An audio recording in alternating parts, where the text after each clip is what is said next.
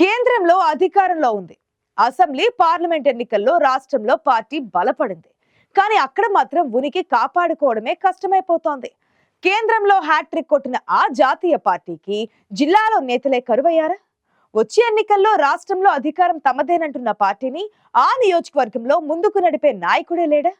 స్థానిక ఎన్నికల్లో చక్రం తిప్పాలనుకునే పార్టీకి అక్కడే ఎందుకిన్ని సవాళ్లు?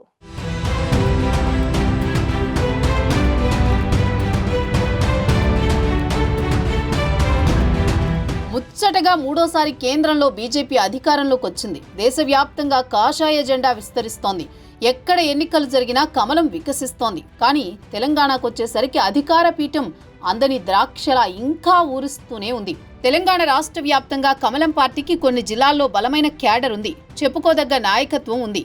కాంగ్రెస్ సీఎం సొంత జిల్లా ఉమ్మడి పాలమూరులో కూడా బీజేపీకి క్యాడర్ కొరత లేదని చెప్పొచ్చు. ఇప్పటికే మహబూబ్ నగర్ ఎంపీ డీకే అరుణ విజయంతో బీజేపీ ఆ జిల్లాలో సంస్థాగతంగా మరింత బలపడింది. పాలమూరులో బీజేపీ జెండాని ఎగరేసి పార్టీకి జవసత్వాలు తీసుకొచ్చారు గద్వాల జేజమ్మ.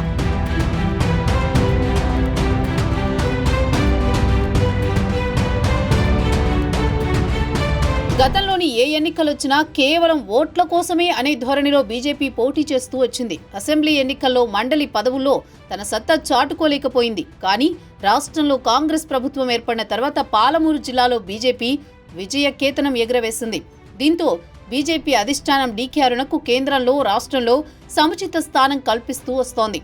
ఎమ్మెల్యేగా మంత్రిగా పనిచేస్తున్న డీకే అరుణ ఎంపీగా జిల్లాలో సుడిగాలి పర్యటనలు చేస్తూ ప్రజలను ఆకట్టుకునే ప్రయత్నాలు చేస్తున్నారు.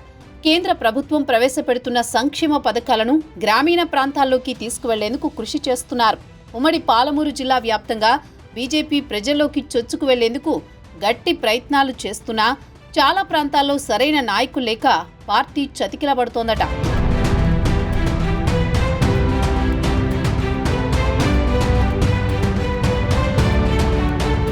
ఉమ్మడి పాలమూరు జిల్లాలో పరిస్థితి ఒకలా ఉంటే నాగర్ కర్నూల్ పార్లమెంటు నియోజకవర్గ పరిధిలో కమలం పార్టీ పరిస్థితి దయనీయంగా మారిందట.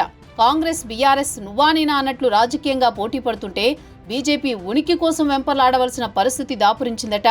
నాగర్ కర్నూల్లో పార్లమెంటు పరిధిలోని 4 నియోజకవర్గాల్లో బీజేపీని నడిపించే నాయకుడు లేక క్యాడర్ కూడా అసంతృప్తికి గురవుతున్నారట. నాగర్ కర్నూల్ జిల్లా బీజేపీ అధ్యక్షుడిగా కొల్లాపూర్ నియోజకవర్గానికి చెందిన ఎల్లేని సుధాకర్ రావు కొనసాగుతున్నారు.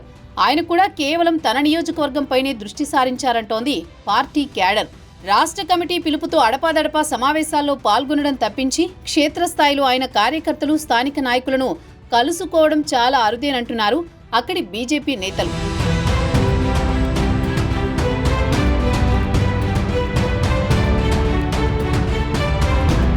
బీజేపీ జిల్లా అధ్యక్షుడి చొరవ అంతంత మాత్రంగా ఉంటే పార్టీ రాష్ట్ర కార్యవర్గ సభ్యుడిగా కొనసాగుతున్న దిలీప్ చారి పార్టీని బలోపేతం చేసేందుకు తన ప్రయత్నాలు తాను చేస్తున్నారనే ప్రచారం కొనసాగుతోంది. నాగర్ కర్నూల్ నియోజకవర్గం నుంచి దిలీప్ చారి 3 పర్యాయాలు ఎమ్మెల్యేగా పోటీ చేసి ఓటమి పాలయ్యారు. దిలీప్ కూడా నియోజకవర్గంలోనే ఉంటారని, ఎన్నికల తర్వాత ఆయన జాడ కనిపించదన్న విమర్శలు కూడా వినిపిస్తున్నాయి.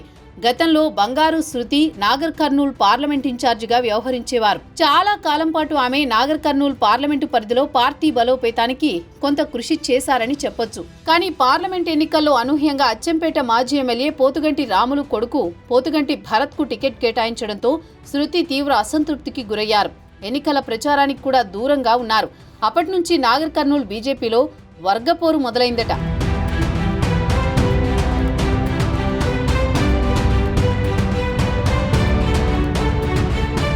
నాగర్ కర్నూల్ జిల్లా బీజేపీలో కొత్త నేతలు చేరడం, వారి మధ్య సమన్వయం లేకపోవడంతో పార్టీకి నష్టం జరుగుతోందని పార్టీ శ్రేణులు చర్చించుకుంటున్నాయి. కేవలం రాజకీయ లబ్ధి కోసమే పార్టీలో చేరుతున్నారని, క్యాడర్ని అస్సలు పట్టించుకోవడం లేదన్న విమర్శలు ఉన్నాయి. కేవలం తమ ప్రచార ఆర్భాటాల కోసమే నాయకులు తమను పావులుగా ఉపయోగించుకుంటున్నారన్న ఆవేదనలో ఉన్నారట కమలం పార్టీ కార్యకర్తలు. కొన్ని నెలల క్రితం బీఆర్ఎస్ నుంచి బీజేపీలో చేరిన జక్కా రఘునందన్ రెడ్డి కూడా కొన్ని రోజులు యాక్టివ్గా ఉన్నా ప్రస్తుతం ఆయన కూడా నియోజకవర్గానికి చుట్టపు చూపుగా వస్తున్నారన్న ప్రచారం కొనసాగుతోంది. పార్లమెంట్ ఎన్నికల సమయంలో చేరిన జక్కాకి పార్లమెంట్ ఎన్నికల ఇన్ఛార్జిగా అవకాశం కల్పించింది పార్టీ నాయకత్వం. అందరినీ ఏకతాటిపైకి తెచ్చే ప్రయత్నాలు చేసినా అప్పటికే వర్గపోరుతో సతమతమవుతున్న పార్టీని హ్యాండిల్ చేయలేకపోయారట జక్కా రఘునందన్.